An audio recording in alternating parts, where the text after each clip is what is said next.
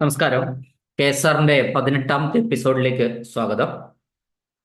നമ്മൾ ഇന്ന് വീണ്ടും ഈ എപ്പിസോഡിൽ ട്രാവലിംഗ് അലവൻസിനെ കുറിച്ചാണ്. ഇവിടെ പക്ഷെ ഒരു വ്യത്യാസം എന്താണെന്ന് വെച്ചാൽ ട്രാൻസ്ഫർ ടി ആണ് പറയുന്നത്. ഒരു പൊതു താല്പര്യം മുൻനിർത്തി ഒരു ഗവൺമെന്റ് ഉദ്യോഗസ്ഥനെ ട്രാൻസ്ഫർ നടത്തുമ്പോൾ അയാൾക്ക് കൊടുക്കുന്ന ട്രാവലിംഗ് അലവൻസ് ആണ് ട്രാൻസ്ഫർ ടി. ഹെഡ്ക്വാർട്ടേഴ്സിന് പുറത്തേക്കുള്ള സ്ഥലം മാറ്റത്തിന് മാത്രമാണ് ഇത്തരത്തില് ട്രാൻസ്ഫർ ടിയെ കൊടുക്കുന്നത്. ഹെഡ്ക്വാർട്ടേഴ്സിന് പുറത്തേക്കുള്ള സ്ഥലം മാറ്റത്തിന് മാത്രം. ഈ ട്രാൻസ്ഫർ പല വിധത്തിലുണ്ട്. ടെമ്പററി ട്രാൻസ്ഫർ ഉണ്ട്, അത് 2 മാസത്തേക്ക് മാത്രം വേറൊരിടത്തേക്ക് സ്ഥലം മാറ്റി വീണ്ടും പഴയ സ്ഥലത്തേക്ക് വരിക, അതാണ് ടെമ്പററി ട്രാൻസ്ഫർ. പിന്നെ റിക്വസ്റ്റ് ട്രാൻസ്ഫർ ഉണ്ട്, അതായത് ഒരാള് അപേക്ഷ നൽകി സ്ഥലം മാറുക.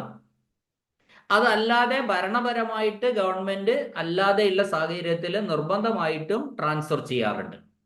ഇങ്ങനെ പല വിധത്തിൽ ട്രാൻസ്ഫർ ഉണ്ട് എന്ന കാര്യം നമ്മൾ മനസ്സിലാക്കുക. അപ്പൊ ഇതില് റിക്വസ്റ്റഡ് ട്രാൻസ്ഫർ ആണെങ്കിൽ പറയുന്നത് ഇങ്ങനെയാണ്: റിക്വസ്റ്റഡ്, അപേക്ഷ കൊടുത്തുള്ള ട്രാൻസ്ഫർ ആണെങ്കിൽ അവര് ഈ പഴയ സ്റ്റേഷനിൽ 1 വർഷം തുടർച്ചയായ സർവീസ് ചെയ്തിട്ടുണ്ടെങ്കിൽ, സേവനം ചെയ്തിട്ടുണ്ടെങ്കിൽ മാത്രം അവർക്ക് ടി എക്ക് അർഹതയുണ്ട്. അതിൽ കുറവാണെങ്കിൽ ടി എക്കുള്ള അർഹത ഇല്ല. ഇനി യാത്രാബത്ത ഉദ്യോഗസ്ഥനും കുടുംബത്തിനും, കുടുംബം എന്നതുകൊണ്ട് ഉദ്ദേശിക്കുന്നത് ഭാര്യയും ഭാര്യ അല്ലെങ്കിൽ ഭർത്താവ്, പിന്നെ മക്കളും, ഇത്രയും പേർക്ക് മാത്രമേ കൂട്ടത്തിൽ പോയാൽ അത് ട്രാവലിംഗ് അലവൻസ് കിട്ടുന്നതുള്ളൂ. ഇനി മക്കൾക്ക് പകരം ദത്തെടുത്ത മക്കളായാലും അവർക്കും അനുവദിക്കപ്പെട്ടിട്ടുണ്ട്. ഇനി ഈ ട്രാൻസ്ഫർ ടി എ എന്ന് പറയുന്നത് യാത്രാ തീയതി മുതൽ 1 വർഷത്തിനുള്ളിൽ അതിന്റെ ബില്ല് സമർപ്പിക്കണം. അപ്പൊ യാത്രാ ബില്ല് എന്തിനു വേണ്ടി? ട്രാവലിംഗ് അലവൻസ് ലഭിക്കാൻ വേണ്ടി യാത്ര ചെയ്ത തീയതി മുതൽ 1 വർഷത്തിനുള്ളിൽ നമ്മൾ സമർപ്പിച്ചിരിക്കണം. പൊതുവെ ഞാൻ നേരത്തെ ക്ലാസ്സിൽ പറഞ്ഞിരുന്നു, ട്രെയിൻ ജേണിക്കാണ് മുൻതൂക്കം കൊടുക്കുന്നത്, കൊടുക്കേണ്ടത്. എപ്പോഴും ഈ ദൂരവും മറ്റുള്ള കാര്യങ്ങളും ഒക്കെ നമ്മൾ കണക്കാക്കുന്നത് ഓഫീസ് ടു ഓഫീസ് അല്ല, റെസിഡൻസ് ടു റെസിഡൻസ് ആണ്. ഈ ട്രാൻസ്ഫർ ആകുന്ന സമയത്ത് ഏത് റെസിഡൻസിൽ നിന്ന് ഏത് റെസിഡൻസിലേക്കാണ്. അപ്പൊ റെസിഡൻസ് ടു റെസിഡൻസ് ആണ് നമ്മൾ കണക്കാക്കുന്നത്, ഓഫീസ് ടു ഓഫീസ് അല്ല എന്ന കാര്യം നമ്മൾ ഓർമ്മിച്ചിരിക്കുക. ഇനി ട്രാൻസ്ഫർ ടി എയില് കുടുംബാംഗങ്ങൾക്ക് ഇൻസിഡന്റൽ എക്സ്പെൻസ് ഇല്ല, അത് നമ്മൾ ഓർമ്മിച്ചിരിക്കണം. ഇപ്പൊ നമ്മള് ഉദാഹരണത്തിന് ഒരു ഗവൺമെന്റ് ഉദ്യോഗസ്ഥൻ ഭാര്യയെയും 2 മക്കളെയും ഒരു സ്ഥലത്ത് നിന്ന് ട്രാൻസ്ഫർ ആകുമ്പോൾ റെസിഡൻസ് ടു റെസിഡൻസ് കൊണ്ടുപോവുകയാണ്. അങ്ങനെ കൊണ്ടുപോകുമ്പോൾ ഈ ഉദ്യോഗസ്ഥന് മാത്രമേ ഇൻസിഡന്റൽ എക്സ്പെൻസ്, ട്രാവലിംഗ് അലവൻസും ഇൻസിഡന്റൽ എക്സ്പെൻസും ഉണ്ടാവുകയുള്ളൂ. ഭാര്യയ്ക്കും മക്കൾക്കും, അവിടെ മറ്റു കുടുംബാംഗങ്ങൾക്ക്, ഭാര്യയ്ക്കും മക്കൾക്കും എന്നല്ല പറയേണ്ടത്, കുടുംബാംഗങ്ങൾക്ക്, അത് ഭാര്യ യാത്ര ചെയ്താല് ഭർത്താവിനും മക്കൾക്കും ആകും. അപ്പോൾ കുടുംബാംഗങ്ങൾക്ക് എന്തില്ല? ഈ ട്രാൻസ്ഫർ ടി എയില് കുടുംബാംഗങ്ങൾക്ക് ഇൻസിഡന്റൽ എക്സ്പെൻസ് ലഭിക്കുന്നതല്ല. ഇനി ട്രാൻസ്ഫർ ടി എ 75% അഡ്വാൻസ് വേണമെങ്കിൽ വാങ്ങാം. അത് 75% നിജപ്പെടുത്തിയിട്ടുണ്ട് അഡ്വാൻസ് വാങ്ങാൻ. ഈ കുടുംബത്തെ നമുക്ക് ട്രാൻസ്ഫർ ആകുന്നതിന്റെ 1 മാസം മുമ്പോ അല്ലെങ്കിൽ ട്രാൻസ്ഫർ ആയി ജോലിയിൽ പ്രവേശിച്ചതിന് 6 മാസത്തിനകമോ കൊണ്ടുപോകാവുന്നതാണ്. അതും അനുവദിക്കപ്പെട്ടിട്ടുണ്ട്. അതായത് നമ്മൾ ഒരു ഉദ്യോഗസ്ഥൻ ട്രാൻസ്ഫർ ആവുമ്പോൾ അദ്ദേഹത്തിന്റെ ഫാമിലിയെയും കൊണ്ടുപോകണം. അങ്ങനെ ഫാമിലിയെ കൊണ്ടുപോകാൻ ഉദ്യോഗസ്ഥൻ ട്രാൻസ്ഫർ ആകുന്നതിന്റെ 1 മാസം മുമ്പ് വേണമെങ്കിൽ മുൻകൂറായി കൊണ്ടുപോകാം, അല്ലെങ്കിൽ ജോലിയിൽ പ്രവേശിച്ചിട്ട് 6 മാസത്തിനകമോ കൊണ്ടുപോകാവുന്നതാണ്. ഇനി ഈ ട്രെയിൻ മാർഗമുള്ള ട്രാൻസ്ഫർ ടി എ എങ്ങനെയാണെന്ന് കൂടി പറയാം. ഗ്രേഡ് 1 ഓഫീസർക്ക് ടിക്കറ്റ് ചാർജും plus incidental expense into 3. Incidental എക്സ്പെൻസിന്റെ 3 ഇരട്ടിയും ടിക്കറ്റ് ചാർജുമാണ് ഗ്രേഡ് 1 ഓഫീസർക്ക് കിട്ടുന്നത്. ഇനി നമുക്ക് ഇൻസിഡന്റൽ എക്സ്പെൻസ് ഇൻറ്റു 3 എന്ന് പറഞ്ഞാൽ അത് നമുക്ക് കണക്കൂട്ടാം. ഇൻസിഡന്റൽ എക്സ്പെൻസ് എന്ന് പറഞ്ഞാൽ 1 കിലോമീറ്ററിന് 90 പൈസയാണ്. അപ്പോൾ 90 പൈസ ഇൻറ്റു കിലോമീറ്റർ ഇൻറ്റു 3 ആണ് ഇൻസിഡന്റൽ എക്സ്പെൻസ് ആയിട്ട് കിട്ടുന്നത് മൊത്തത്തിൽ. അപ്പോൾ ഗ്രേഡ് 1 ഓഫീസർക്ക് ടിക്കറ്റ് ചാർജും ഇൻസിഡന്റൽ എക്സ്പെൻസ് ഇൻറ്റു 3. അപ്പോൾ നമ്മൾ ഇൻസിഡന്റൽ എക്സ്പെൻസ് എന്ന് പറയുമ്പോൾ നമ്മൾ സാധാരണഗതിയിലുള്ള ആലോചിച്ചോളുക, നമുക്ക് ഒന്നുകിൽ ഈ അരടിയെ ഒരു ഡി എ ഒക്കെയാണ് കിട്ടുക, അല്ലെങ്കിൽ കിലോമീറ്റർ ഇൻറ്റു ഗ്രേഡ് 1 ഓഫീസർ ആണെങ്കിൽ 90 പൈസ. ഗ്രേഡ് 2 ഓഫീസർ ആണെങ്കിൽ ടിക്കറ്റ് ചാർജും ഇൻസിഡന്റൽ എക്സ്പെൻസിന്റെ 3 ഇരട്ടിയും. Incidental expense into 3. അപ്പോൾ ഗ്രേഡ് 2 ഓഫീസർക്ക് ഇവിടെ കിലോമീറ്റർ ചാർജ് 70 പൈസയാണ് ഇൻസിഡന്റൽ ചാർജ് ആയിട്ട് കൊടുക്കുന്നത്.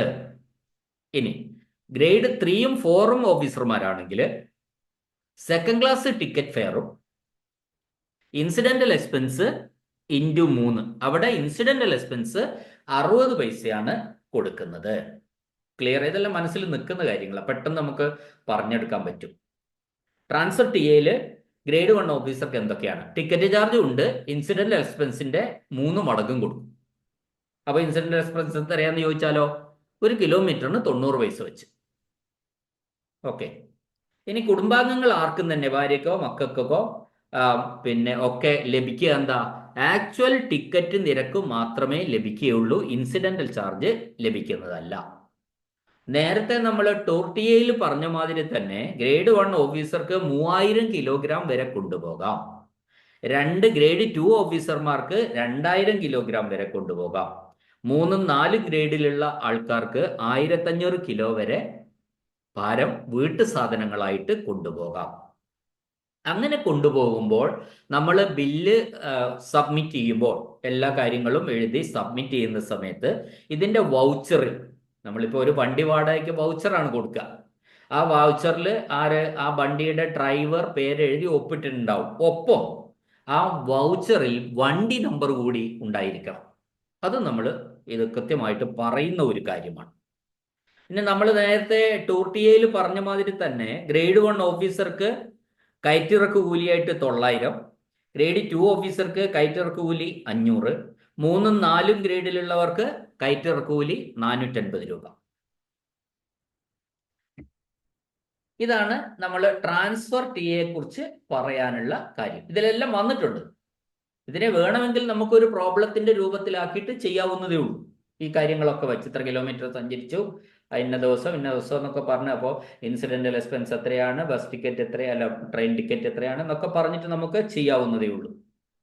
ഇനി നമുക്ക് പറയാനുള്ളത് ലീവ് ട്രാവൽ കൺസെഷനെ കുറിച്ചാണ്. LTC എന്ന് പറയും. സർക്കാർ ജീവനക്കാർക്ക് ടൂർ പോകാൻ, ഒരു യാത്ര പോകാൻ വേണ്ടി അനുവദിച്ചിട്ടുള്ള, അത് ഏറ്റവും ലേറ്റസ്റ്റ് ആണ് അനുവദിച്ചിട്ടുള്ള. ഇപ്പോൾ ഒരു എനിക്ക് തോന്നുന്നു 2009 പേ റിവിഷനിലോ ആണെന്നാണ് എൻ്റെ ഓർമ്മ, അതോ 2016 കൃത്യമായിട്ട് എനിക്ക് ഓർമ്മയില്ല.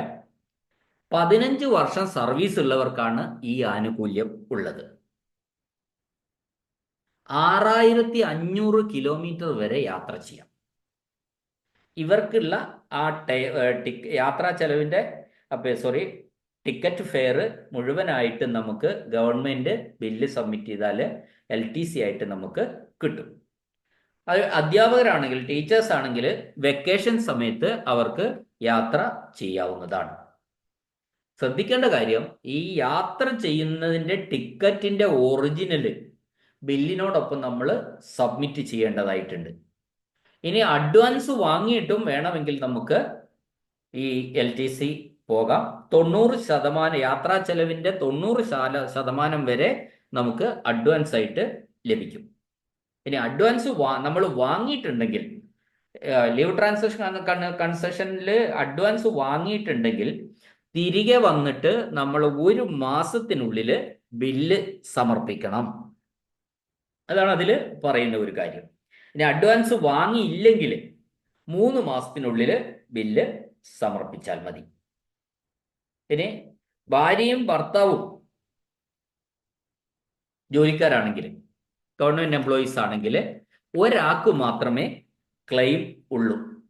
രണ്ടു പേർക്കും കിട്ടില്ല, ഒരാൾക്ക് മാത്രമേ ക്ലെയിം ഉണ്ടായിരിക്കുകയുള്ളൂ. ഇത്രയും കാര്യങ്ങളാണ് നമ്മൾ LTCയെ പറ്റി പറഞ്ഞത്.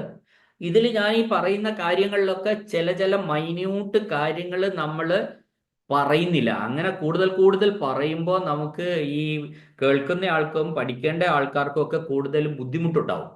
അപ്പൊ ഞാൻ അതിന് ചെയ്യുന്ന എന്താന്ന് വെച്ചാൽ, നമ്മളിത് ക്വസ്റ്റ്യൻ പേപ്പർ ഡിസ്കസ് ചെയ്യുമ്പോൾ അത്തരത്തിലുള്ള ക്വസ്റ്റ്യൻ വരുമ്പോൾ ആ ആൻസർ നമ്മൾ വിശദീകരിച്ചാൽ മതി. അപ്പോൾ കുറച്ചുകൂടി കാര്യങ്ങൾക്ക് കുറച്ചുകൂടി ക്ലാരിറ്റി വരും എന്നാണ് എനിക്ക് തോന്നുന്നത്. അപ്പൊ ഇത്രയും കാര്യങ്ങളാണ് നമ്മൾ ട്രാവലിംഗ് അലവൻസുമായിട്ട് ബന്ധപ്പെട്ടിട്ട് പറയാനുള്ളത്. ഇനി നമുക്ക് അടുത്തതിൽ നമുക്ക് പെൻഷനെ കുറിച്ചാണ് സംസാരിക്കേണ്ടത്. ഈ പെൻഷനും കൂടി പറഞ്ഞു കഴിയുമ്പോൾ നമുക്ക് കാര്യങ്ങൾ, പെൻഷൻ, പലതരം പെൻഷൻ വളരെ എളുപ്പമാണ്. പെൻഷൻ ഭാഗമൊക്കെ വളരെ എളുപ്പമാണ്, നമുക്ക് കാര്യമായിട്ട് പെട്ടെന്ന് ചെയ്യാൻ പറ്റുന്ന കാര്യങ്ങളാണ് അതൊക്കെ. അപ്പോൾ അതിലേക്ക് നമുക്ക് അടുത്ത എപ്പിസോഡ് മുതൽ പോകണം. പെൻഷൻ ഡീറ്റെയിൽ ആയിട്ട് മുഴുവൻ കാര്യങ്ങളും പറഞ്ഞതിന് ശേഷം നമുക്ക് ക്വസ്റ്റ്യൻ പേപ്പർ ഡിസ്കസ് ചെയ്യണം. ഓക്കെ, സംശയങ്ങളൊന്നും ഇല്ല എന്ന് വിചാരിക്കുന്നു. ഈ ക്ലാസ് കേട്ട എല്ലാവർക്കും നന്ദി, നമസ്കാരം.